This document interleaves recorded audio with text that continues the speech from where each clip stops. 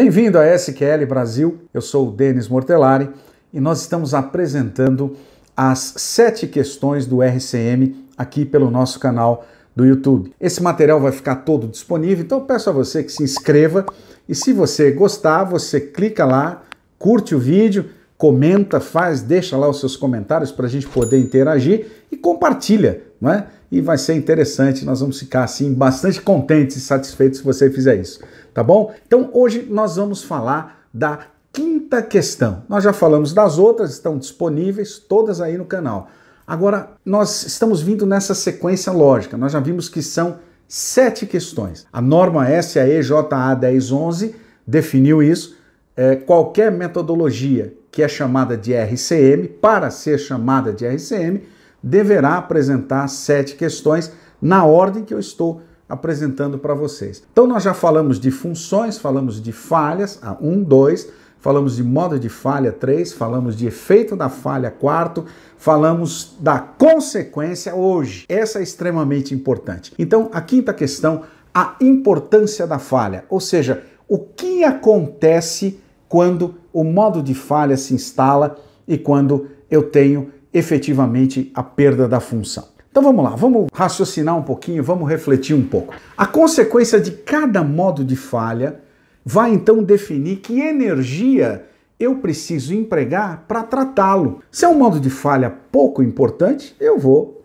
gastar menos energia, menos recursos. Se ele for mais importante, eu vou utilizar mais energia, portanto mais recursos. Então veja, é neste momento e não lá no início, eu não seleciono os modos de falha para então serem analisados, mas eu seleciono todos os modos de falha, eu listo todos os modos de falha e a partir da definição da consequência, que é a quinta questão, então nós vamos definir o que deverá ser feito. Portanto, para se definir a ação, para se definir uma estratégia, é preciso conhecer a consequência. Eu já falei no anterior e vou dizer novamente, no vídeo anterior eu disse isso. Aqui a gente define qual modo de falha derruba o avião e qual não derruba o avião, tá certo? Então nós conseguimos esses 2 grandes grupos e vamos conseguir então dar sequência na nossa análise. Aqui tem algumas reflexões importantes. A consequência, ela não descreve o valor do item, mas ela descreve o que vai ocorrer quando ele falhar, quando ele se instalar, não é? Então, eu não estou definindo aqui a ação em cima do componente, mas eu estou pensando na consequência, não é? Você já viu uma linha de produção parar por uma falha num disjuntor que atua indevidamente? Ou seja, não era para o disjuntor atuar, ele atua, desliga tudo e derruba a sua linha de produção? Então, isso pode acontecer, não é? Já viu isso acontecer? Ou uma válvula de segurança, uma PSV, que deveria abrir para eliminar um excesso de pressão num determinado momento numa caldeira e ela não abre, ou seja, ela perdeu a função dela, o que acontece? Explode a caldeira. Portanto, aqui nós temos consequências extremamente sérias. Será que eu consigo resolver isso com manutenção? Não sei. Mas se derrubar o avião, eu preciso tomar alguma atitude, eu preciso fazer alguma coisa. E as 2 próximas questões do RCM vão tratar disso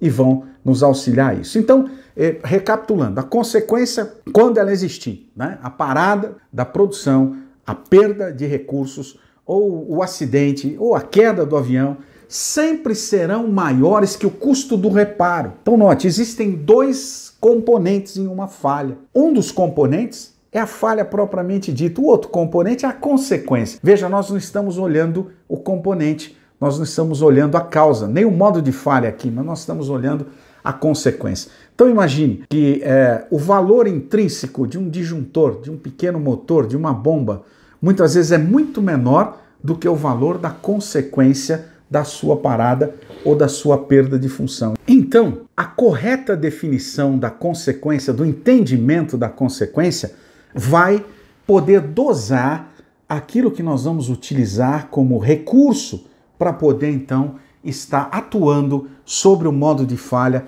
quando ele ocorre. Então veja, eu posso ter um item com valor pequeno, com valor desprezível, mas que tem uma consequência séria. Portanto, justifica atuar em cima dele proativamente para poder inibir essa consequência. Então veja, a consequência ela define o seguinte: a ação o plano de ação não está em cima do item, do valor do item ou da complexidade do item, mas da perda da função, da falha quando ocorre e daquilo que ela causa. Então veja, definir corretamente a consequência é caminhar corretamente para se definir a ação, para trazer a confiabilidade operacional ao nosso processo.